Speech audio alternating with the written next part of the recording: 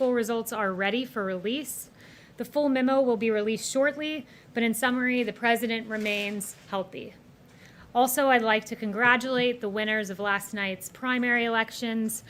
President Trump has now endorsed candidates and has a 64-0 record in congressional, special, and primary election races since the midterms, demonstrating the strength of and support for the president's agenda across the country, as evidenced in the 64 consecutive congressional, special, and primary elections over the past 13 months. So next, I want to transition to talking about some of the things going on around the country.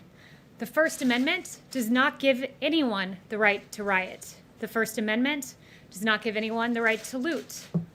The First Amendment doesn't give anyone the right to burn down buildings. The First Amendment does not give anyone the right to deface property.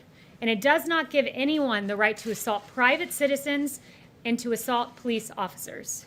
The First Amendment, however, does give you the right to peaceably assemble.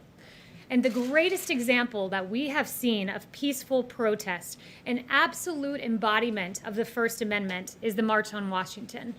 On August 28, 1963, 250,000 Americans gathered at the Lincoln Memorial and peacefully made a powerful march and a powerful point that all Americans should be treated equally, that racial discrimination was unacceptable, abhorrent, and that it needed to be rectified.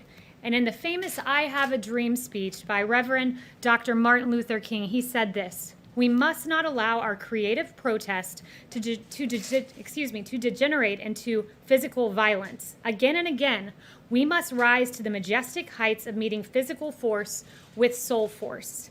And soul force is exactly what Dr. Martin Luther King Jr. met the nation with when he said this: "I have a dream that my 4 little children will one day live in a nation where they will not be judged by the color of their skin, but by the content of their character." Important words, important actions from an American hero who contributed to making this nation the greatest on earth.